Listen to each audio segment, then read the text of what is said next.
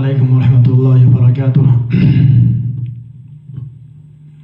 نحمده ونصلي على رسوله الكريم اما بعد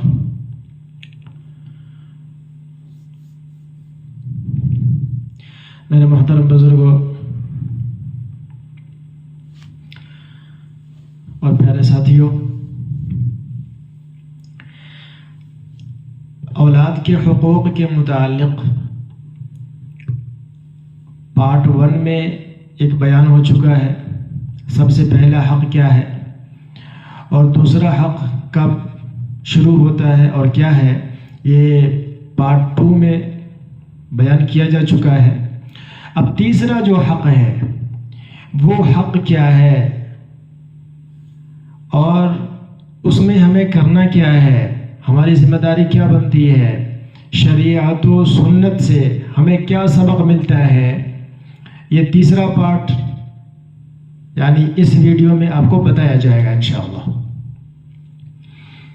قابل غور بات ہے، تیسرا حق بچہ کے پیدا ہونے کے بعد ہوتا ہے۔ پہلا حق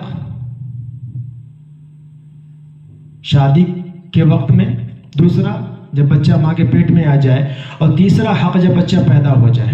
ٹھیک ہے، تو تیسرا حق جب بچہ پیدا ہو جائے تب شروع ہوتا ہے۔ وہ کیا ہے؟ عام طور سے ہم لوگ ہمارے یہاں، ہم ہندوستان میں رہتے ہیں، ہندوستان والے ہیں، ہندوستان میں ہم پیدا ہوئے، تو یہاں کا جو کلچر ہے، اس کلچر نے ہمیں ڈبو دیا، اس کلچر نے ہمیں برباد کر دیا۔ وہ کلچر کیا ہے؟ ہمارے یہاں جب بچہ پیدا ہو جاتا ہے اس کے بعد چھٹی مناتے ہیں، چھٹی مسلمان اور اچھی اچھی فیملی کے لوگ، اچھے اچھے گھرانے میں، بلکہ یہ کہا جائے اگر کہ کچھ نام نہاد دیندار طبقہ جو اپنے آپ کو دیندار سمجھتا ہے، دیندار کہلاتا ہے، شکل و شباہت سے وہ دیندار نظر آتے ہیں، ایسا طبقہ بھی یہ کام کرتا ہے، یعنی ان کے گھروں میں بھی چھٹی منائی جاتی ہے، جبکہ چھٹی منانا اس کا ثبوت شریعت میں، سنت میں، قرآن میں، حدیث میں، رسول اللہ صلی اللہ علیہ وآلہ وسلم کی پیاری زندگی میں تو دور کی بات ہے، پیارے صحابہ کرام کی زندگی میں تو دور کی بات ہے، پیارے اولیاء کرام اور علماء کرام کی زندگی مبارک میں تو دور کی بات ہے کہ ثبوت مل جائے۔ حقیقت یہ ہے کہ چھٹی منانا شرک ہے، جی چھٹی منانا شرک ہے، بدعت بھی نہیں ہے۔ بدعت بھی اگر ہوتا تو بات سمجھ میں آ جاتی، لیکن چھٹی منانا بدعت بھی نہیں ہے، شرک ہے۔ شرک کیسے شرک ہے؟ کیسے شرک ہے؟ تو یوں سمجھے آپ، ہم ہندوستان میں رہتے ہیں، یہاں اس ملک کے اندر میں بتوں کی پوجا کی جاتی ہے عام طور سے غیر مسلموں میں۔ یہ اور بات ہے کہ ہر دھرم کے ماننے والے، ہر مذہب سے تعلق رکھنے والے لوگ یہاں بستے ہیں، رہتے ہیں، لیکن عموماً زیادہ تر جن کی تعداد ہے وہ بت کے ماننے والوں کی تعداد ہے، بت پرستوں کی تعداد زیادہ ہے یہاں۔ ٹھیک ہے، اور ان بت پرستوں میں کئی بت ہیں، کئی انہوں نے خدا بنا رکھے ہیں، ان کے نام الگ الگ رکھے ہیں، ان میں سے کچھ جنس بھی ہے، کچھ لیڈیز بھی ہیں، کچھ مرد بھی ہیں، کچھ عورتیں بھی ہیں جن کو ماتا اور میاں کے نام سے کہا جاتا ہے۔ میں تھوڑا سا خلاصہ کرتا ہوں اس بات کو، ویڈیو تھوڑا اگر لمبا ہو جائے تو معذرت اس بات کے لیے، لیکن بہت اہم ٹاپک ہے، بہت حساس موضوع ہے یہ، اور اس کو سمجھنے کی ضرورت ہے، کیونکہ بدعات اگر ہم کر رہے ہوتے تو توبہ استغفار سے معاف ہو جاتا، اور اللہ غفور رحیم میں معاف کرنے والے ہیں، یہ سمجھ کر رہ جاتے، لیکن یہ شرک کا معاملہ ہے، اور قرآن کا اعلان ہے کہ ان اللہ لا یغفر ان یشرک بہ ویغفر ما دون ذلک لمن یشاء۔ قرآن کا یہ اعلان ہے کھلے طور سے کہ ہم شرک کے علاوہ، کیا؟ شرک کے علاوہ تمام گناہوں کو تو معاف کر سکتے ہیں، کر دیں گے، لیکن شرک کو معاف کبھی نہیں کریں گے۔ اللہ کہتے ہیں ہم شرک کو کبھی بھی معاف نہیں کریں گے۔ مشرک ہمیشہ ہمیشہ جہنم کے اندر رہیں گے، وہ جہنم سے کبھی نہیں نکالے جائیں گے۔ بات سمجھ میں آ رہی ہے؟ تو اس لیے اپنے ایمان کو بنانا، ایمان کو مضبوط کرنا، ایمان پر قائم رہنا، ایمان اس کے لیے ضروری ہے کہ ایمان پر استقامت کی دعا کی جائے۔ عمر بھر میں ایک بار نہیں، روزانہ 5 نماز میں کرنی چاہیے، اور علم کو جاننا چاہیے۔ علم سے جہالت دور ہوتی ہے نا، علم سے جہالت دور ہوتی ہے، تو علم کو سیکھنا فرض ہے۔ رسول اللہ صلی اللہ علیہ وسلم نے علم دین کا سیکھنا مسلمان مرد و عورت پر فرض فرمایا ہے۔ کیوں؟ جب تک علم نہیں ہوگا ہم اپنے ایمان کو درست کیسے کریں گے؟ جب تک ہمارے پاس علم نہیں ہوگا ہم اپنا عقیدہ کیسے درست کریں گے؟ جب تک ہمارے پاس علم نہیں ہوگا ہم اپنے ایمان کو ایمان کیسے سمجھیں گے؟ ہم شرک کر رہے ہیں، کفر کر رہے ہیں، یا ایمان پر ہیں، یا بدعت کر رہے ہیں، ہمیں پتہ کیسے چلے گا؟ بغیر علم کے انسان تو اندھا ہے، بغیر علم کے انسان تو جاہل ہے، اور ان پڑھ گوار کو کیا پتا ہے؟ ایک راستہ، ایک کسی شخص کو اگر کسی گاؤں میں جانا ہو اور جگہ جگہ بورڈ لگا ہوا ہو، اس کو وہ گاؤں کبھی نہ گیا ہو، اس راستے پر کبھی نہ چلا ہو، لیکن جگہ جگہ بورڈ لگا دیا گیا ہو کہ ہاں یہ راستہ یہاں سے ایسے موڑے، وہاں سے ایسے موڑے، تو آپ فلانے گاؤں میں پہنچ جائیں گے۔ ابھی ان پڑھ گوار بندہ راستے پر چل پڑا ہے، لیکن کوئی بندہ تو نظر نہیں آتا، بورڈ نظر آتا ہے، اسے پڑھنا نہیں آتا۔ اب مجھے بتائیں کبھی وہ گاؤں تک پہنچ سکتا ہے؟ کبھی بھی وہ منزل مقصود تک پہنچ سکتا ہے؟ سوال ہی پیدا نہیں ہوتا، سوال ہی پیدا نہیں ہوتا ہے کہ وہ منزل مقصود تک پہنچ جائے۔ ٹھیک ہے؟ تو ایسے ہی یہاں پہ جب تک ہمارے پاس علم نہیں ہوگا، علماء سے رابطہ نہیں ہوگا، قرآن و حدیث ہم نہیں پڑھیں گے، نہیں سمجھیں گے، ہمیں پتہ کیسے چلے گا کیا کفر ہے، کیا شرک ہے، اور کیا ایمان ہے؟ سمجھ رہے بات؟ تو اس لیے علم کا سیکھنا ضروری ہے۔ اب یہاں پہ بتانا یہ مقصود ہے بھائی کہ چھٹی منانا شرک ہے، اور شرک کرنے والے کو اللہ کبھی معاف نہیں کریں گے، ہمیشہ ہمیشہ کے لیے جہنم میں ڈال دیں گے۔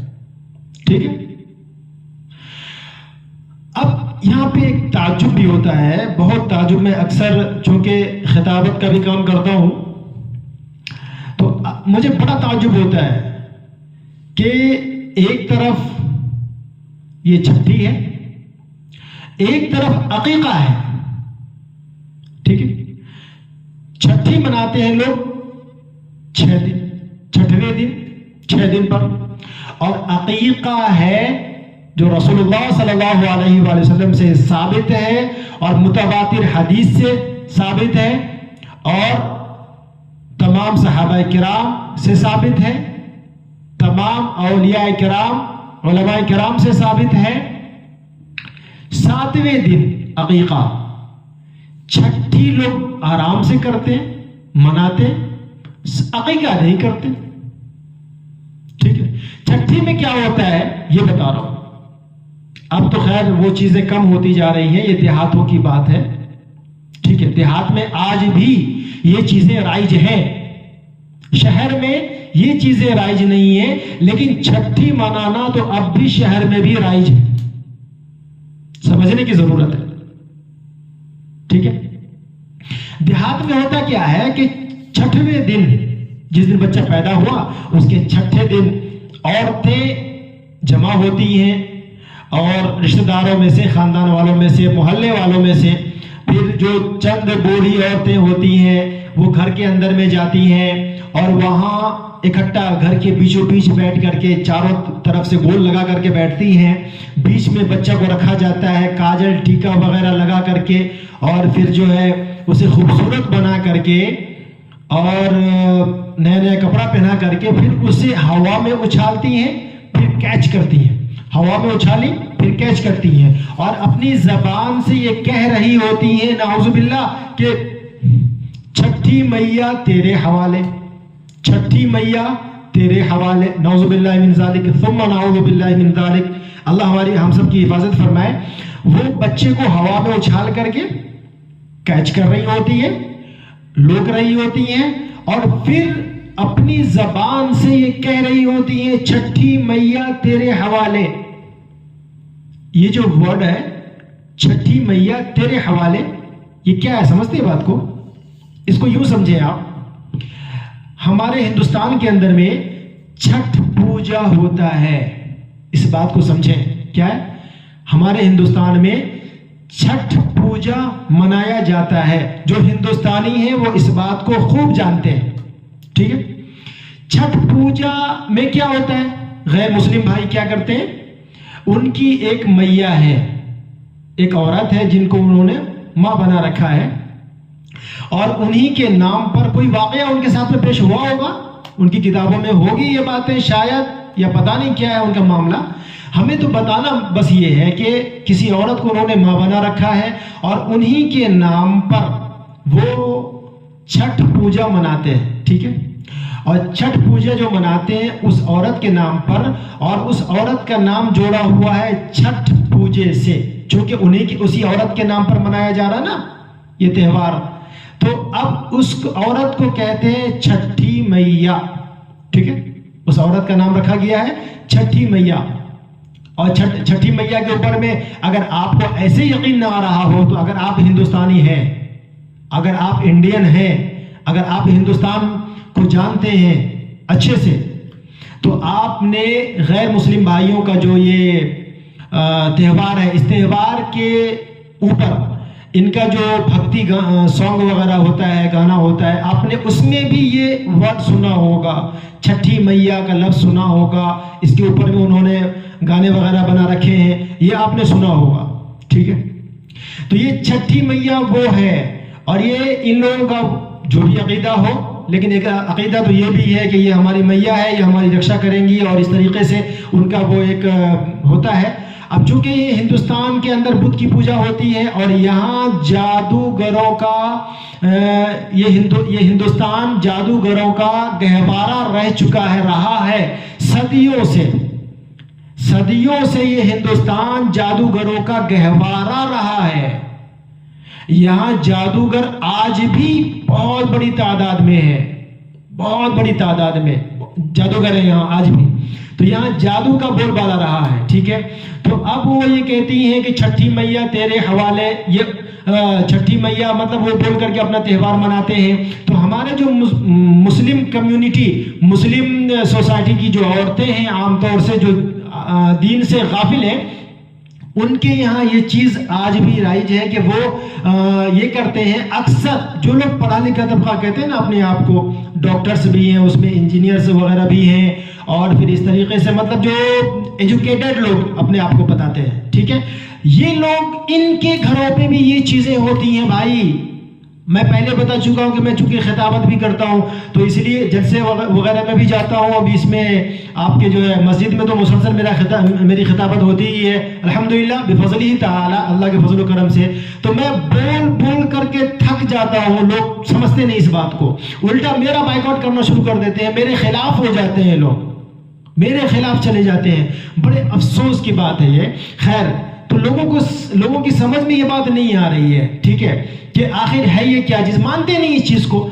میں کہتا ہوں بھائی ایک تو یہ آپ شرک کر رہے ہو، ٹھیک ہے، چھٹی میاں تیرے حوالے، اپنے بچے کو یہ ایک عظیم نعمت ہے، بیٹا یا بیٹی، بیٹا ہے تو برکت آیا آپ کے گھر میں، اور بیٹی ہے تو رحمت ہے، اور یہ اتنی بڑی نعمت اللہ نے آپ کو عطا کیا ہے جس سے آپ کی نسل چلتی رہے گی۔ جس اللہ نے دیا ہے، جس مالک کائنات نے دیا ہے، جس رب العالمین، جس رب نے یہ نعمت آپ کو اپنے فضل و کرم سے آپ کو عطا فرمایا. آپ کی یہ طاقت نہیں تھی کہ آپ اولاد پیدا کر سکتے تھے، آپ کی یہ طاقت نہیں تھی کہ آپ صاحب اولاد بن جاتے. تو اللہ رب العزت نے، جس رب نے آپ کو یہ اولاد جیسی نعمت عظمی عطا فرمائی ہے، تو ہونا تو یہ چاہیے تھا کہ اس اللہ کا شکر ادا کرتے آپ اور اپنے نو مولود بچے کو اپنے اس رب کے حوالے کرتے. یہ کیا کیا آپ نے؟ دیا اللہ نے اور حوالے کر رہے ہیں کسی میاں کے. سوچنے کی بات ہے یار، عقل ماری گئی ہے کیا؟ اتنی سی بات سمجھ میں نہیں آتی آپ کو؟ عقل ماری گئی ہے، عقل نہیں ہے کھوپڑی میں. کیا ہے یار، کامن سینس تھوڑا بھی تو ہونا چاہیے نا. اللہ نے دیا ہے آپ کو نعمت اور آپ حوالے کر رہے ہیں کسی غیر اللہ کے. کوئی جادوگر، کوئی شیطان، کوئی خبیث، کوئی جنات، کوئی جن آپ کی حفاظت بھلا کیسے کر سکتا ہے اگر اللہ نہ چاہے؟ سمجھ رہے؟ تو اپنے ایمان کو درست کریں، اپنے عقیدے کو درست کریں. عقیدہ اگر درست نہیں ہوا، اللہ کی قسم، جنت میں جانا تو دور کی بات ہے، جنت کی خوشبو بھی اس آدمی پہ حرام ہو جائے گی جس کا عقیدہ درست نہ ہو. جنت کی خوشبو بھی اس آدمی پہ حرام ہو جائے گی جس کا ایمان درست نہ ہو. سوچنے کی بات ہے یار، سمجھنے کی بات ہے. تھوڑا تو عقل استعمال کیا ہوتا، تھوڑا تو دماغ لگایا ہوتا. بیوقوفی کی انتہا ہے. آپ کہتے ہو ہم ڈاکٹرز ہیں، بہت جینیس ہیں، ہم دماغ ہے ہمارے پاس، سوچنے سمجھنے کی صلاحیت ہے. یہ دنیا کے ٹھیکیدار بنے پڑے ہیں آپ، گاؤں محلے معاشرے کے ٹھیکیدار ہیں آپ، ذمہ دار ہیں آپ. لیکن اتنی سی بات سمجھ میں نہیں آ رہی ہے، کیا ایمان ہے، کیا شرک ہے؟ خدا را سمجھیں اس بات کو. اور یہ چھٹی وٹی کوئی چیز نہیں ہے، یہ غیر مسلموں کا طریقہ ہے. کس کا؟ غیر مسلموں کا طریقہ ہے چھٹی، مسلمانوں کا نہیں ہے. مسلمانوں کے لیے رسول اللہ صلی اللہ علیہ وآلہ وسلم بہت پیارا طریقہ لے کر آئے ہیں اللہ کی طرف سے، اللہ کے پاس سے. اب وہ طریقہ جس کا نام ہے عقیقہ، بچہ کے پیدا ہونے کے 7ویں دن کیا جائے. لڑکا ہو 2 بکرا، لڑکی ہو 1 بکرا. اور اگر کوئی غریب ہے، پیسے نہیں ہے، لیکن لڑکا پیدا ہوا اور عقیقہ کرنا چاہتا ہے، تو اسلام نے اور آسان کر دیا اس کے لیے. کیا ضروری نہیں 2 بکرا، 1 بکرا بھی کر سکتا ہے. اتنا آسان دن بھلا کہاں ملے گا بھائی؟ اتنا پیارا اور خوبصورت دن بھلا کہاں ملے گا؟ اب سوال اگر یہ پیدا ہو جائے کہ ہمارے یہاں لڑکا پیدا ہوا ہے تو ہم بکرا کیوں ذبح کریں؟ بھائی اللہ نے آپ کو جان عطا فرمائی ہے، ایک بہت بڑی نعمت آپ کو اللہ نے عطا فرمائی ہے. لہذا شکر کریں اللہ کا، قول سے بھی اور فعل سے بھی. اللہ کا شکر ادا کریں، کس سے؟ قول سے بھی اور فعل سے بھی. قول کیا ہے؟ قول سے ہم نے کہہ دیا اللہ تیرا شکر ہے. فعل کیا ہے؟ فعل یہ ہے کہ جان کے بدلے جان آپ قربان کریں اللہ کے لیے. اور یہ قربانی سے آپ کو بینیفٹ بھی تو مل رہا ہے نا، فائدہ بھی تو بہت ہو رہا ہے. کیا فائدہ ہے؟ اتنا بڑا فائدہ کہ آتا ہے روایتوں میں کہ جس بچے کا عقیقہ کر دیا جاتا ہے وہ بچہ ہر آفت، تمام آفات و بلیات سے، مصیبتوں سے ساری زندگی کے لیے اللہ کے حفظ و امان میں چلا جاتا ہے، بچ جاتا ہے ان آفتوں سے، مصیبتوں سے، بلاؤں سے. اتنا بڑا بینیفٹ ہے عقیقہ کرنے سے. سوچنے کی بات ہے نا. چھٹی منانے سے کیا ہوتا ہے؟ جب عقیقہ کا نام لو لوگ کہتے ہیں پیسے نہیں ہیں، پیسے نہیں ہیں صاحب. چھٹی منانے کے لیے 10,000 روپے ہوتے ہیں، 10,000 روپے چھٹی منانے کے لیے ہوتے ہیں، لیکن عقیقہ کے نام پر بھکاری بن جاتے ہیں لوگ. اچھے خاصے لوگ جناب، اچھے خاصے لوگ بھکاری بن جاتے ہیں عقیقہ کے نام پر. بہت افسوس ہوتا ہے یار سوچ کر کے، بہت افسوس ہوتا ہے. ٹھیک ہے، اب دیکھیں آپ 10,000 تو دور کی بات ہے. میں نے ایک صاحب کو بتایا کہ آپ 5,000 میں عقیقہ کر سکتے ہو. بڑا تعجب ہوا ان کو. میں نے کہا 10,000 میں چھٹی منا رہے ہو، آپ شرک کر رہے ہو. 5,000 میں ایمان بچا سکتے ہو، سنت پہ عمل کر سکتے ہو. آپ اتنا بڑا بینیفٹ آپ کو مل جائے گا کہ آپ کا بچہ ساری زندگی کے لیے اللہ کی حفظ و امان میں چلا جائے گا. اللہ آپ سے راضی بھی ہو جائیں گے، رسول اللہ صلی اللہ علیہ وسلم آپ سے راضی ہو جائیں گے. انہوں نے کہا کیسے؟